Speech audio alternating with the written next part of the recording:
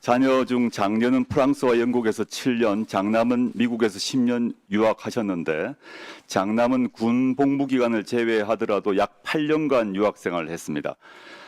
장남을 위해서 생활비나 학자금을 매년 얼마씩 지원했습니까? 우리 아들이 다닌 학교에 학비가 그렇게 많지 않아서 그렇게 부담되는 돈은. 근데 그에 대해서는 왜 자료를 제출하지 않으십니까?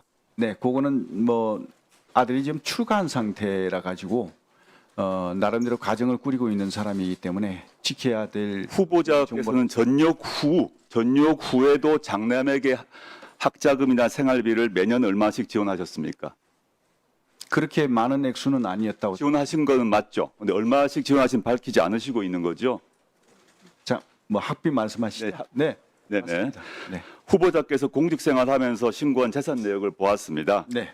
근데 유학생활 중에 장남의 재산은 큰 변동이 없었고 그렇다면 후보자의 지원이 있었을 걸로 보입니다. 8년 동안. 그런데 후보자께서 2018년에 장녀에게 홍은동 모 아파트 매입 자금을 증여했고 증여세 납부하셨죠? 네, 맞습니다. 그런데 얼마를 증여했는지, 증여세는 얼마를 냈는지 자료 제출하지 않으셨죠? 않으셨습니다. 네. 왜 하지 않으셨습니까? 이 증여와 증여세는 공식적 기록인데 본인 동의만 있으면 증여 액수와 증여세 액수도 우리가 알 수 있는데 왜 하지 않으셨습니까? 그 부분은 다 공개가 돼 있을 텐데 자료 제공이 오인이 안 됐다는 게 제가 이해가 안 가는데 확인해서 다시 제가 보내드리도록 하겠습니다. 네, 좋습니다. 9천만 원 증여에 대한 증여액을 세금을 낸 걸로 기억하고 있습니다. 알겠습니다. 네. 2017년 11월에 전역하실 때 신고한 후보자와 배우자 재산은 6억 6천. 근데 2022년 5월에 후보자와 배우자가 신고한 재산은 14억 3천입니다. 전역 후 4년 5개월 동안 기존 재산의 2배인 7억 7천만 원이 증가했습니다. 이래서 이제 실제 여당 의원께서도 강대식 의원께서도 이상하게 생각하셨는지 이 증가 내용 입증 자료를 요구하셨는데 강대식 의원님이 요구하셨는데 제출하지 않으셨습니다. 왜 제출 안 하셨습니까?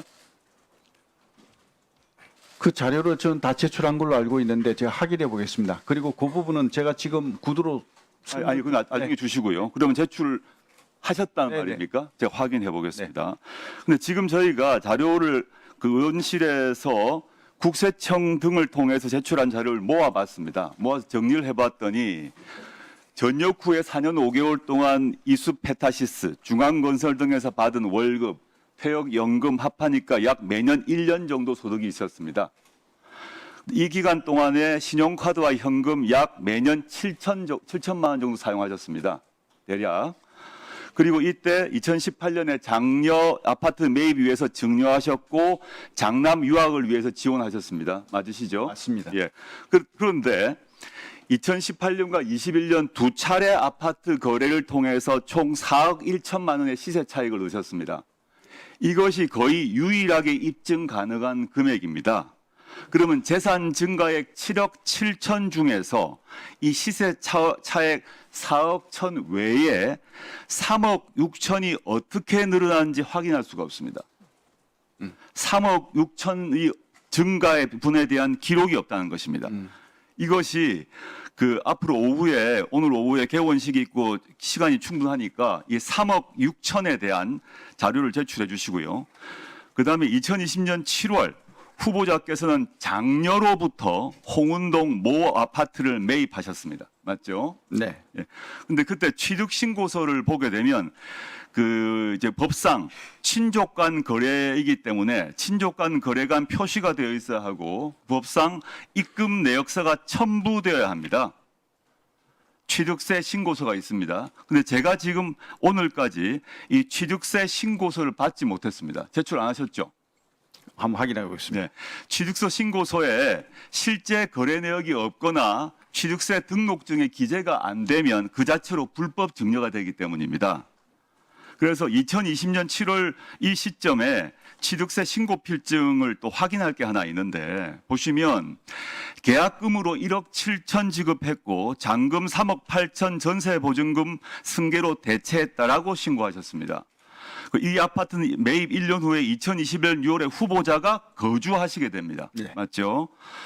제가 질문은 이것입니다. 이때 그 전세 보증금 후보자가 돌려주었습니까?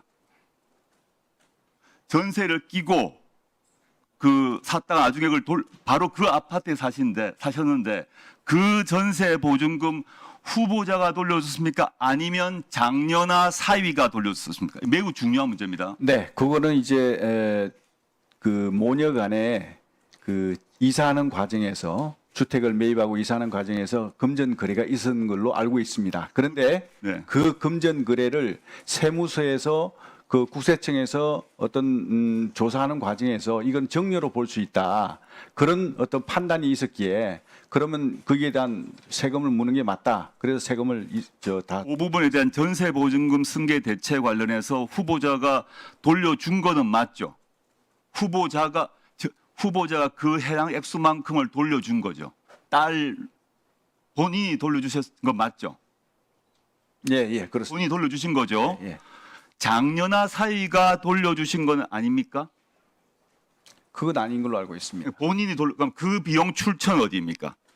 본인이 돌려줬다는 그 자금 출처가 무엇입니까? 아까 그거는 앞에 질문과 마찬가지입니다. 지금 그 3억 6천 정도의 차이가 있고 입증되지 않은 3억 6천 차이가 있는데 그와 별도로 여기서 전세 보증금도 후보자가 돌려주셨다고 지금 답하셨기 때문에 그 전세 보증금의 출처가 어디입니까? 만약에 그 후보자가 전세 보증금을 돌려주지 않고 다른 사람, 예를 들어 사위가 지금 카카오 게임즈의 뭐 자회사의 유력한 그 사람이고 상당한 재산이 많다고 알고 있는데 이것이 본인이 안 돌려주고 다른 데서 왔다면 그 자체가 불법 증여입니다. 이 두 가지 점 오후까지 반드시 제출해 주시기 바랍니다. 네. 시간이 다 됐네요. 답변 드릴까요? 그거 관련해서는 이제 그 자금 내역이 제가 전역을 하면서 퇴직금도 있었고요. 그리고 퇴직금 플러스 해가지고 군인 공제가 이제 저희 끝났기 때문에 그 자금을 이제 받았습니다. 그래서 그런 자금들이 다 거기에 이제 포함이 된다고 저는 생각합니다. 지금의 부부로 유명이시고요. 아까 첫 번째 얘기했던 3억 6천이 어떻게 증가했는지 예. 증가가 없다는 것. 그다음에 전세 보증금을 지금 부부로 말씀하신 걸로 결정하셨다고 그러는데 입증 자료를 네, 알겠습니다.